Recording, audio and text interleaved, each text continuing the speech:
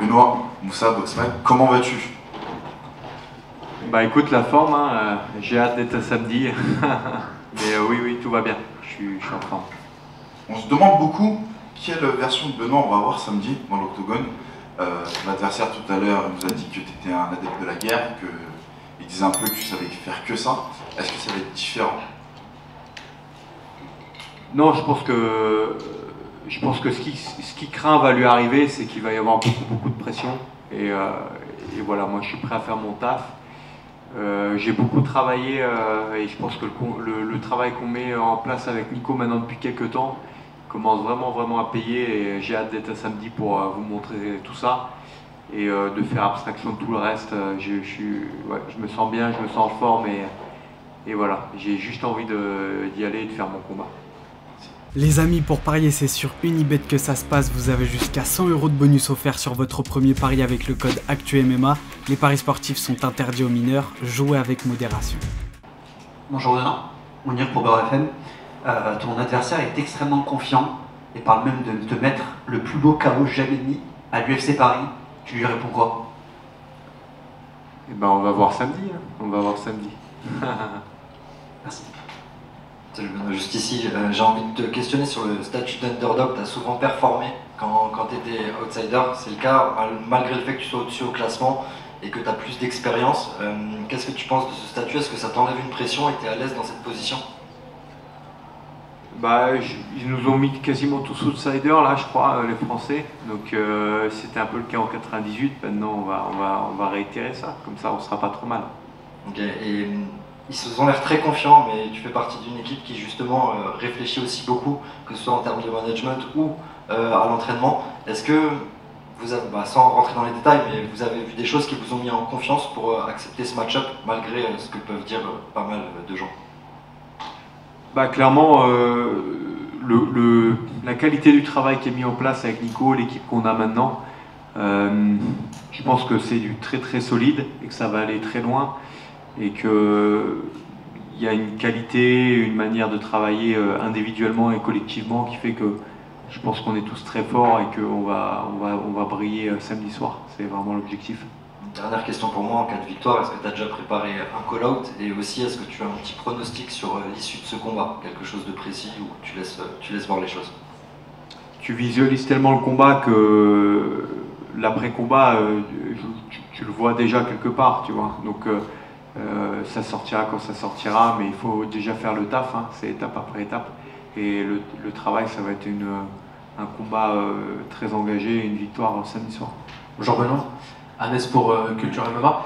Moi j'aimerais parler un petit peu de ton dernier fight à Paris qui était un main event. On a compris qu'il y avait énormément de pression autour de toi, sur tes épaules. Quels sont justement les réglages qui ont été faits à ce niveau-là? Bon, il y a eu plein de choses qui ont changé, notamment un nouveau head coach, une nouvelle team. Tu as l'air beaucoup plus encadré, beaucoup mieux entouré. Quels ajustements ont été faits justement au niveau mental pour aborder ce fight-là en co-main event face à un gros prospect hors classement, contrairement au fight de l'année dernière? Contre Moïcano, j'étais clairement pas moi-même. C'est le seul premier round de ma carrière que je perds et que je commence comme ça dans le flou. Tu regardes l'ensemble de mes combats, j'ai jamais perdu un premier round de ma carrière. Pourtant j'ai affronté quand même des gars solides. Donc c'était vraiment... je me suis un peu perdu, comme tu dis, il y avait beaucoup de pression et je pense que tu mets du temps à appréhender toute cette pression, et aujourd'hui je me suis délesté de ça et j'ai envie de retrouver la version de Benoît de 2019 quand il a commencé le MMA, et c'est ce qu'on retrouve avec Nico au fur et à mesure du temps, bien sûr, avec toutes les améliorations qui ont été faites au fur et à mesure des années, mais c'est-à-dire un guerrier et quelqu'un qui a envie de combattre le plus possible et de gagner le plus possible, peu importe l'adversaire. Et parce qu'en réalité il n'y a pas de... Je l'ai déjà dit plusieurs fois ça, mais il n'y a aucun mystère dans le MMA. Si tu combats souvent et que tu gagnes, tu arrives en haut du tableau, peu importe ce qu'il arrive. Dernière question pour moi. On sait que tu es un combattant extrêmement divertissant pour le public. Tu aimes bien aller à la guerre, tu aimes bien faire plaisir au public, voir ce qu'ils veulent voir. Et on sait surtout aussi que quand tu la joues très tactique, tu es extrêmement efficace. On l'a vu sur le premier round face à Poirier, le premier round face à Krepolek, ou notamment face à Bonfim. Quel visage on va avoir ce samedi? Est-ce que c'est un Benoît qui reste tactique tout l'ensemble du combat? Ou est-ce que tu auras cette petite envie justement de libérer l'animal comme tu as bien aimé le dire à ton dernier fight? Bah, justement, j'en parlais avec Nico, et il faut du temps pour ça, pour apprendre à se connaître et pour mettre le meilleur travail possible en place. Et là, je pense qu'il commence à trouver vraiment les clés pour sortir la meilleure version possible de moi, et j'ai envie de montrer ça et de le rendre à l'ensemble de mon staff qui travaille jour après jour avec moi pour me rendre compétitif. J'ai envie de leur rendre l'appareil en faisant la meilleure performance possible samedi. Bah, bon courage, merci. Benoît, juste ici. On parle souvent des leçons tirées lors des défaites. La dernière fois, tu l'as emporté face à Prépolète. Quelles leçons tu as pu tirer justement dans cette victoire? C'est la première fois que tu partageais l'octogone avec dans ton coin Nicolas Haute. Quelles leçons vous avez pu tirer de cette victoire? Parce que tout n'était peut-être pas parfait. Non, apprendre à se connaître, en fait, à travailler ensemble, lui savoir quel levier utiliser pour avoir certains effets avec moi, etc. Donc ça met du temps.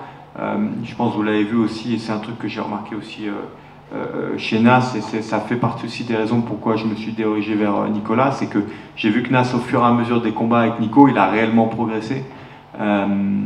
Et c'est quelque chose que je ressens aujourd'hui, donc j'ai envie de le continuer à le mettre en place, et je suis curieux de voir jusqu'où ça peut nous mener. Et maintenant, il n'y a qu'une seule chose à faire pour mettre tout ça à bien, c'est de performer samedi. Tu as parlé de Nassourdine. Est-ce que justement tu ressens une certaine responsabilité en plus de lui donner un élan en gagnant ce combat juste avant lui?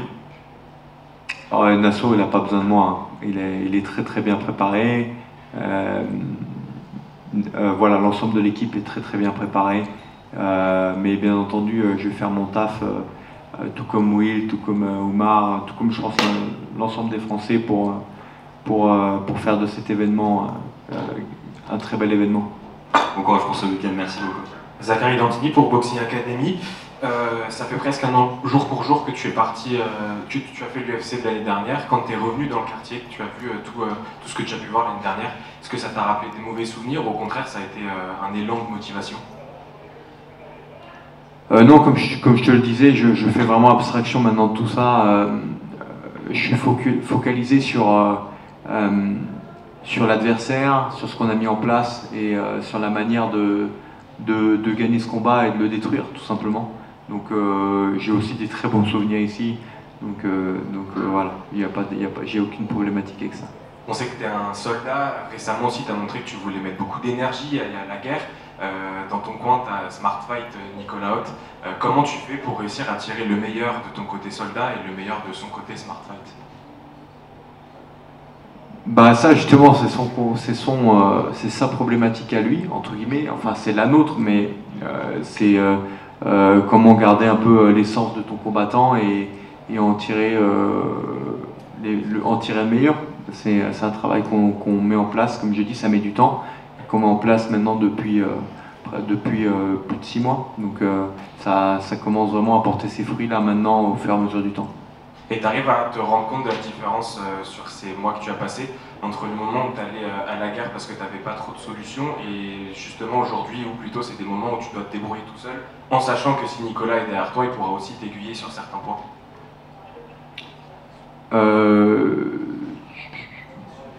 Oui, j'arrive à voir la différence dans la qualité de l'entraînement et dans ma manière de sparer et d'être performant à l'entraînement. C'est ça qui me fait dire que je progresse. Merci. Benoit, hello.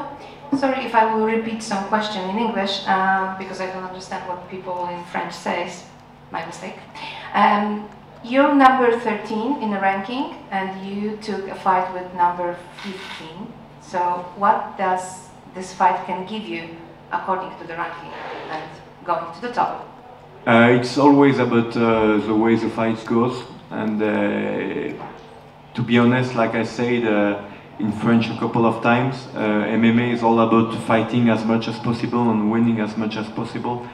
The opponent, it matters, but not as much as people think. The victory and the quantity and quality of your fights is what matters the most. Was Maurizio Ruffi the only name on the table, or maybe there were some other offers, like, for Mateusz Gamrot? I would have loved to fight Mateusz Gamrot. It's a huge fight, and maybe we will face each other one day. So you were teasing with Mateusz when you sent this pen to him? Yeah, of Write course. the contract? Yeah, of course, of course. Okay. We try to make this fight happen, and I have to do my job on Saturday, and we see what the future gives us. Okay. Last question about Mateusz. During his last press conference, he said that he would like to change your nickname from God of War to God of Comfort Zone. What would you comment that? How would you comment that? No comment. That's always a comment. Thank you. Hello, Benoit. So if I can follow up, just to wrap up these things with Mateusz, he's here in Paris and he will be cage side on Saturday. Do you think that when you beat Mauricio, there is a name, that's the name that you can call out, and maybe this fight will happen in near future? You know, I'm feeling honored and privileged to be in the top 15 of this division, and anybody inside the top 15 is a good fight. But I want to fight as much as possible. But I'm fully concentrated on Mauricio Ruffi, and then we will see where it gets us from there. Okay, thank you.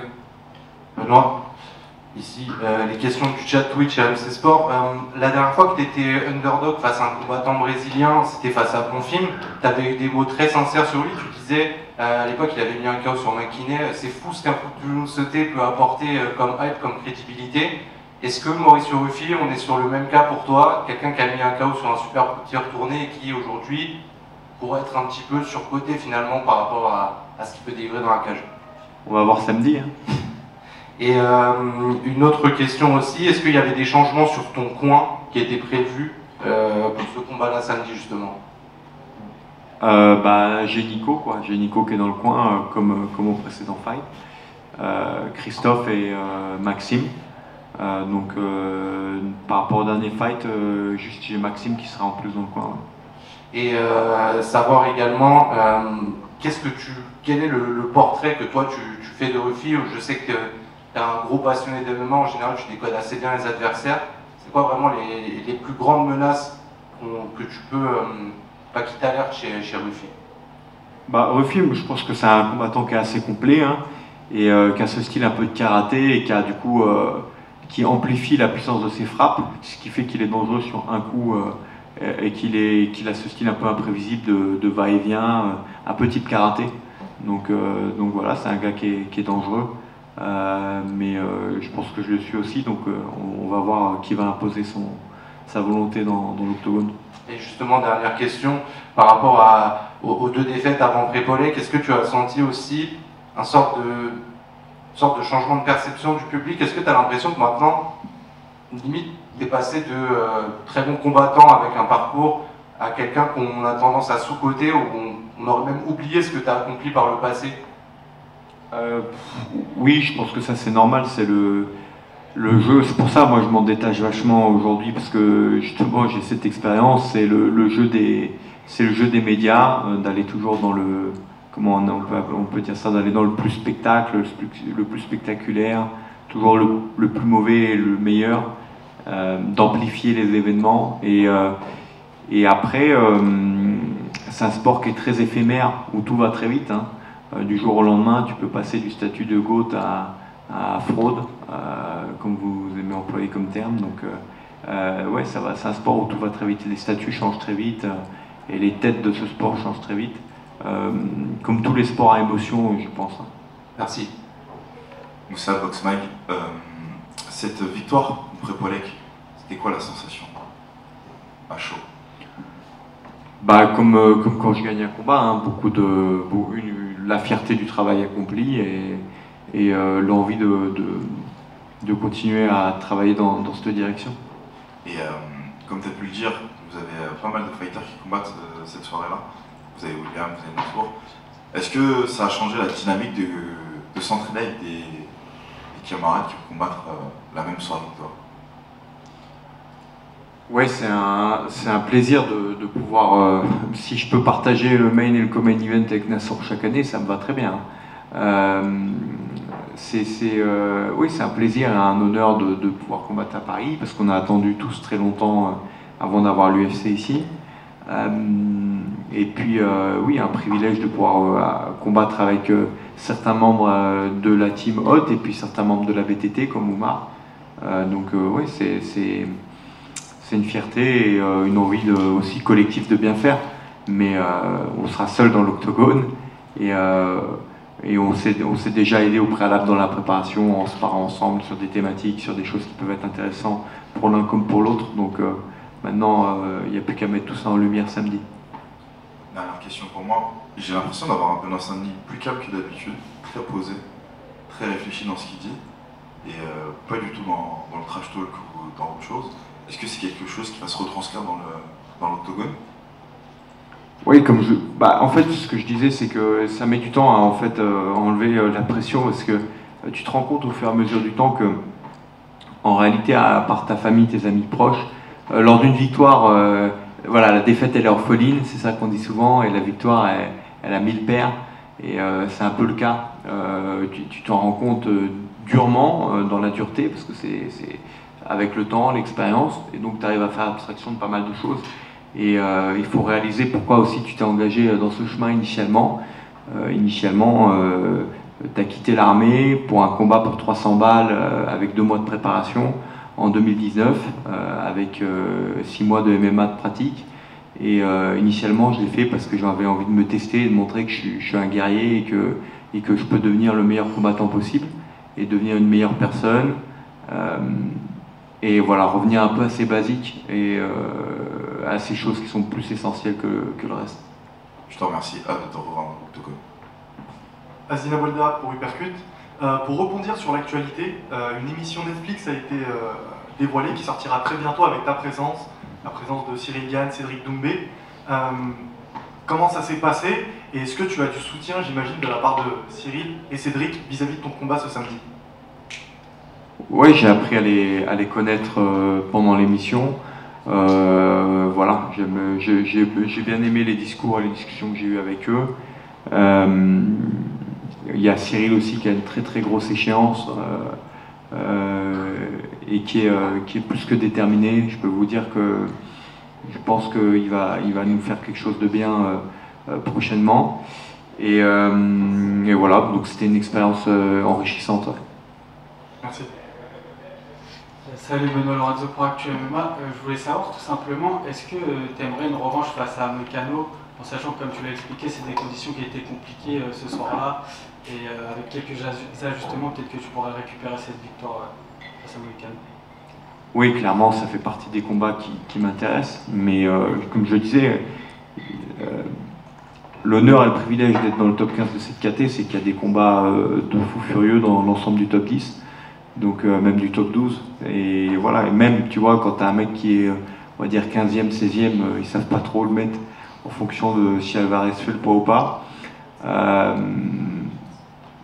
T'as des combats incroyables, et donc j'ai ce privilège là et la pression qui va avec, mais du coup bien sûr j'ai envie d'affronter ces gars, et oui, l'option d'une revanche contre Moïcano, ça me déplaît pas du tout. Mais il y a plein de fights qui m'excitent dans ce KT. Et surtout ce que j'aimerais, c'est retrouver l'activité que j'avais peut-être pu avoir en 2023 et avoir cette capacité de combattre régulièrement et de combattre et de gagner. Je pense que ça, c'est un truc que j'ai envie de faire. Et tu dis justement, il n'y a que des combats compliqués en lightweight. Est-ce que Mauricio Ruffi, qui n'est même pas dans le top 15, il est au port du top 15, tu considères que c'est un bourbier, un piège, comme on dit? Non, je considère que c'est un mec qui est solide, hein, c'est un mec qui est fort, hein, c'est un mec qui a commencé sa carrière en MMA 3 ans avant moi, en 2016, donc en réalité il a beaucoup d'expérience. Hein. C'est des mecs expérimentés. C'est un bon combattant, il a des points forts, donc on va le tester, hein. On va le tester partout et on va voir si c'est mais même si c'est le prodige que les gens au Brésil espèrent qu'il soit. Quand tu veux devenir le meilleur et prouver que tu es le meilleur, il faut battre tout le monde. Donc, à moi d'être meilleur que lui le jour J. Merci et force pour le combat.